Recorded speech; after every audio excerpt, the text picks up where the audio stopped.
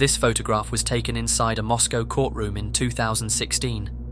The woman is sat behind bars, looking directly into the camera and almost smirking while doing so. The image, without context, doesn't really paint a full picture. But the reason she's sat behind bars is one of the most disturbing cases to come out of Russia in recent history, and it starts not just with her, but with the family she worked for.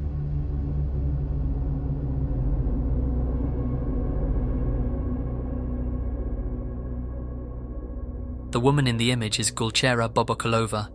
She was 38 years old at the time and was born in Uzbekistan, being one of 6 daughters. Life hadn't been straightforward for her. Her first marriage ended, and she was left raising 3 sons on her own. She eventually moved to Moscow, where she met a second husband, remarried, and then found out he'd been unfaithful. By the time she married for a 3rd time, in 2014, things seemed more settled. But at the end of 2015, she flew back home to Uzbekistan to renew her passport and discovered her husband had taken a second wife while she was away. During this time, she'd also been working as a nanny for a Moscow family since 2013, a family she'd come to with a good recommendation. The family she worked for were the Meshcheryakovs. Vladimir was a programmer, Yekaterina an accountant, and they'd moved to Moscow for work like so many families do. Their daughter Anastasia had been born on August 16, 2011, and from very early on, her parents knew that her life was going to be a fight. She'd been born with trauma to her central nervous system, and doctors had told them she might never be able to walk without help. She was later diagnosed with epilepsy and motor disorders, and her parents spent whatever they could trying to give her a chance, including flying her to China for treatment.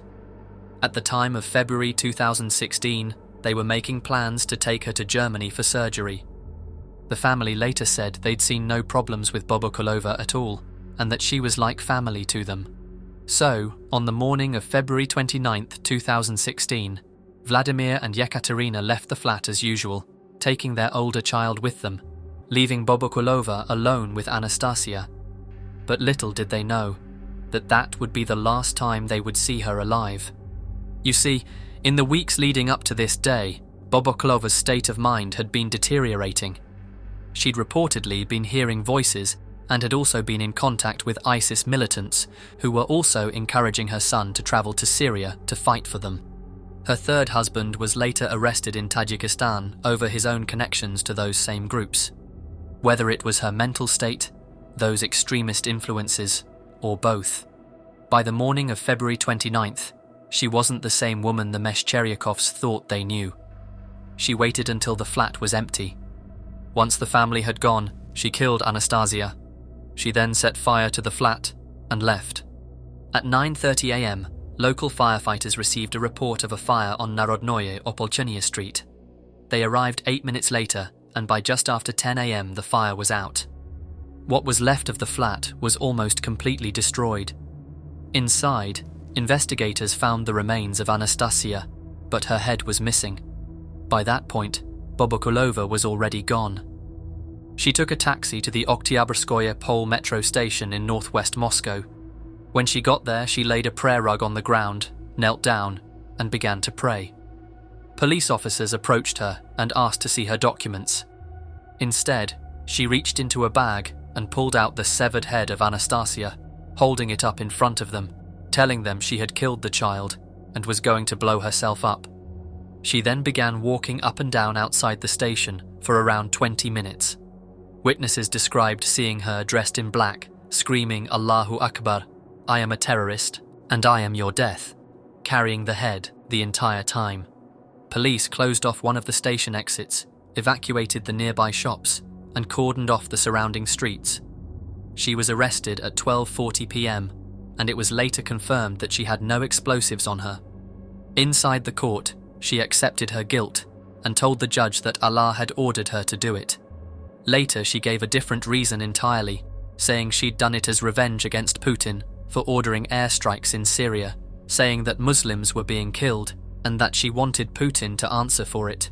Russian prosecutors told the court they believed she hadn't acted alone and that individuals who had incited her were still at large. She was sent to the Serbsky Center for Psychiatric Evaluation, one of Russia's most well-known forensic psychiatry institutions, and was later transferred to the psychiatric hospital at Butyrka prison. Her father had told a Moscow newspaper that she'd been taking medication before she left Uzbekistan, and that she'd previously been admitted to a psychiatric hospital for 2 weeks. Reports from Uzbekistan quoted family friends saying she'd suffered from schizophrenia for more than a decade, though none of this was formally established in court. In November 2016, the court ruled that Bobokulova wasn't criminally responsible for her actions due to paranoid schizophrenia and ordered her to be sent to a high-security psychiatric hospital rather than prison. Around 2021, Russian doctors were claiming she'd been cured and could potentially be released. Anastasia's mother publicly opposed this, saying her family couldn't feel safe if Bobokulova was ever let out, and that during the investigation, Bobokulova had told police she'd intended to kill the entire family. And yet, despite all of that, most people in Russia didn't hear a word about it on the day it happened. The country's 3 biggest TV channels, Channel 1, Russia 1 and NTV, didn't cover the story at all, and neither did several other major outlets. Russia's government, operating out of the Kremlin, denied giving any instructions to bury it, with Putin's spokesman saying the channels had made that call themselves, adding that the subject was probably too monstrous to show on television, although all the major channels declined, commenting on why they didn't report on it. The story only got out through smaller outlets and social media, where footage filmed by bystanders at the metro station had already been spreading for hours. I've covered a lot of cases on this channel, and a lot of them are difficult to sit with for one reason or another. But I think what strikes me most isn't just what she did, as horrific as that is, but just how sudden it was. The Meshcheryakovs described her as like family, and their friends described her as kind and sensible. But then one morning, she wasn't any of those things anymore. Something had taken hold of her, whether that was her mental illness, the extremist influence, or both, and the family had no idea. Anastasia was just 4 years old. Her parents had spent years fighting for her life, and the woman they trusted to look after her is the reason she's no longer alive.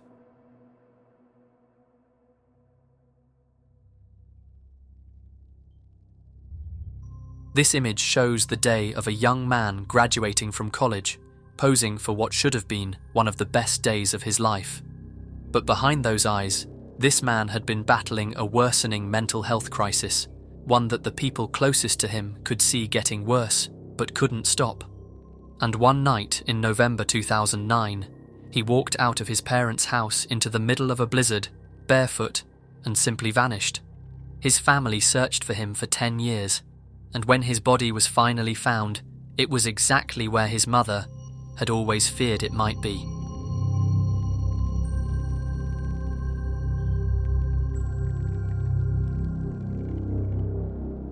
His name was Larry Ely Murillo-Moncada. He was 25 years old, originally from Honduras, and had been living in Council Bluffs, Iowa, with his parents Anna and Victor, on 14th Street, a 10-minute drive from where he worked. His job was at the local no-frills supermarket, less than a mile from the family home.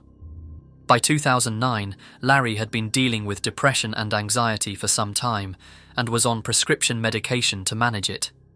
On Thanksgiving night that year, he came home from his shift at the supermarket, and his mother, Anna, noticed straight away that something was off. He seemed disoriented and confused, so she took him to the doctor, who prescribed him something new to help with his anxiety. But the new medication made things worse. After taking it, Larry started hearing voices and having hallucinations. The voices were telling him to eat sugar, and that if he ate sugar, his heart would stop beating so fast. He later told his mother that someone was chasing him, and Anna knew nobody was following her son, but nothing she said seemed to reach him. Then, at 6:15 p.m. on November 28, 2009, during a blizzard, Larry suddenly ran out of the family home barefoot, wearing only a navy blue hoodie and light blue trousers, leaving behind his car, his wallet, his medication, and other belongings. He was never heard from again. His parents called the police and filed a missing persons report. His father, Victor, along with Anna and a friend, were out searching for him the following morning, but found nothing. Flyers went up around Council Bluffs, local news covered the story, and police contacted family members, other law enforcement agencies, nearby detention centres, and even ICE, as Larry had previously been deported to Honduras before returning to the US. But there were no witnesses, no bank account activity, and no contact with anyone, so the case went cold. Investigators did visit the No Frills supermarket during the initial search, but Larry's boss told them he hadn't seen him and that he wasn't scheduled to work that day, so they left without searching further. But Anna had a feeling almost from the beginning that Larry had gone to that store. He had a set of keys to let himself in, and she couldn't shake the idea that he'd gone there and never come back, but there was nothing to support it. Then in 2016, the store closed its doors for good, and whatever slim chance remained of finding him there seemed to close with it.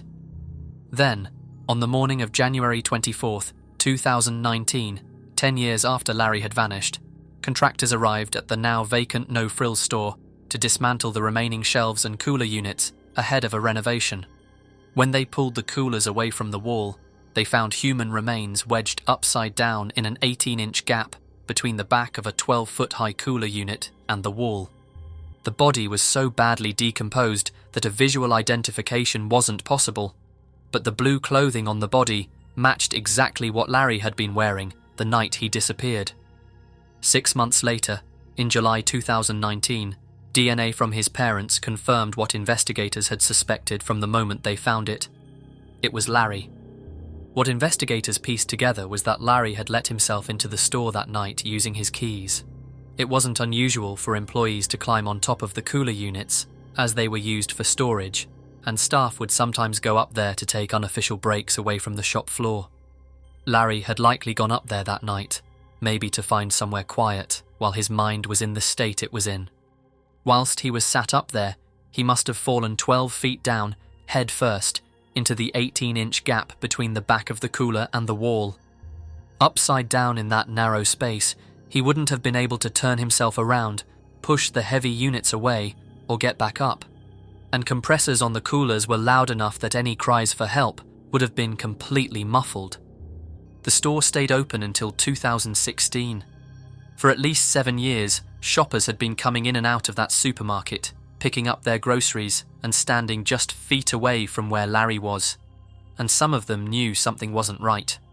After the story broke, former customers came forward in a local Facebook group, saying the store had smelled horrible for a long time. One customer, called Rosemary, wrote, "I shopped there all the time, and it smelled horrible.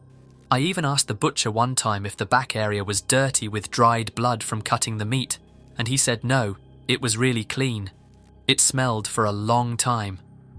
When the news reached the family, Larry's father Victor said their heads were spinning, and that finding this out after so many years was distressing and made them feel a lot of pain. He described the years of not knowing as feeling like the earth had swallowed his son whole.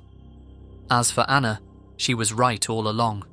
From almost the very beginning, she'd had a feeling that Larry had gone to that store and never come back, and she even told police as much. But there was nothing to support it at the time, and the search moved on. The store was visited. Larry's boss said he hadn't seen him, and that was that. Had anyone acted on her instinct and looked harder, searched the store properly, or even reviewed any CCTV footage, they might have found Larry in time. And for Anna, who knew from the very beginning, that answer came 10 years too late.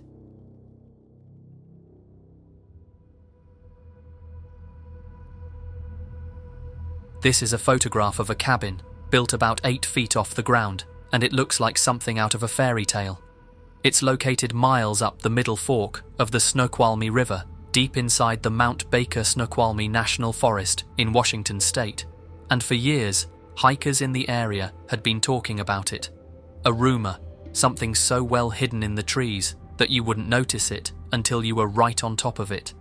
In November 2016, a trail steward finally found it after 4 attempts. He climbed the ladder and slowly stepped inside, but his excitement soon turned to horror when he discovered the contents inside the cabin.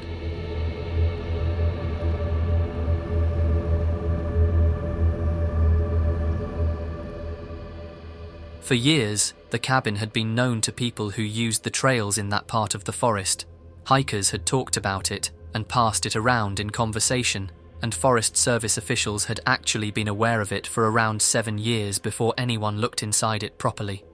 It had last been officially inspected in 2013 or 2014, but other than it being slightly creepy, there was nothing disturbing about it, or so they thought.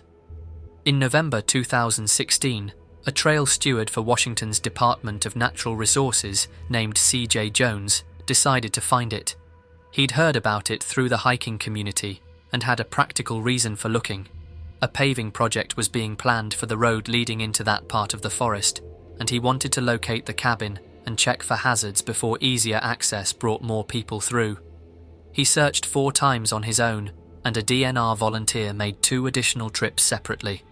6 attempts in total were made before anyone found it. On his 4th try, November 18, 2016, his 28th birthday, Jones and 2 volunteers finally came across it. He felt genuinely excited, and the search had taken long enough that finding it felt like an achievement. But when he walked inside, that excitement turned to horror. On all 4 walls, framed photographs had been screwed directly into the wood. Some were anime-style drawings of fairy figures, but others were real photographs of CSAM. On a bookcase, there was an envelope stuffed with more images, and a detective from the King County Sheriff's Office, who later visited the cabin, also found an SD card with a folder called Fairies. That folder contained even more CSAM of girls dressed as fairies, with some of those photographs having been taken inside the cabin itself. Beyond the images, the cabin was fully stocked. A bed, bedding, clothing, food, dishes, candles, and a propane grill on the porch. Whoever built this had been spending real time here and had been bringing others with them. Jones reported what he found to the King County Sheriff's Office, who contacted the FBI, given that the cabin sat on federal land. Jones removed the framed photos from the walls and handed them over. But when FBI agents returned to the cabin in April 2017, someone had not only replaced every photo Jones had taken down, but had added more. The issue was, though, they had no clue who was behind this. The FBI sent items seized from inside to their laboratory in Quantico, Virginia, to be tested for DNA and fingerprints. In the meantime, agents spoke with a King County search and rescue volunteer who had extensive knowledge of that part of the forest. He'd been to the cabin before, though it's not clear whether he ever went inside or saw anything illegal. What he did tell agents was that he saw a Toyota FJ Cruiser parked at the trailhead leading to it on multiple occasions, and that he'd remembered the license plate number, and that plate number is what broke the case open. That plate led agents to Daniel Wood, a 56-year-old man living in a condo in Mill Creek, Washington. They set up surveillance outside his home, where a black BMW motorcycle was also parked.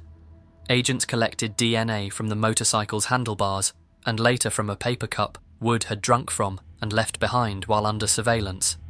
That DNA was matched against items found inside the cabin, including a coffee mug and drug paraphernalia, and it confirmed a match.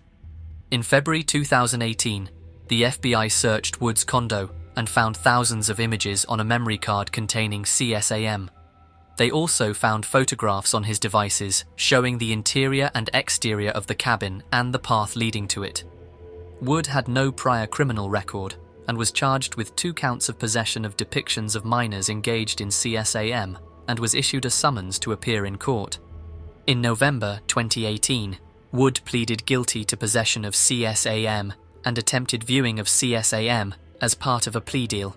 He was sentenced to just 9 months in jail, required to register as a sex offender, and ordered to undergo sexual deviancy treatment. He was also banned from contacting any children without qualified supervision for 10 years. As for the cabin, at the time of the plea, the Forest Service said it would be demolished once the criminal case was resolved. Whether that actually happened isn't something the public record confirms. There's a lot about this case that's hard to make sense of. It had been known about for years by hikers, by search and rescue volunteers, and even by Forest Service officials who had actually inspected it. People had been out there, and people had seen it. And yet for all that time, nothing was ever reported. Maybe the people who visited never went inside. Or maybe they did. and were just too horrified to do anything. We genuinely don't know.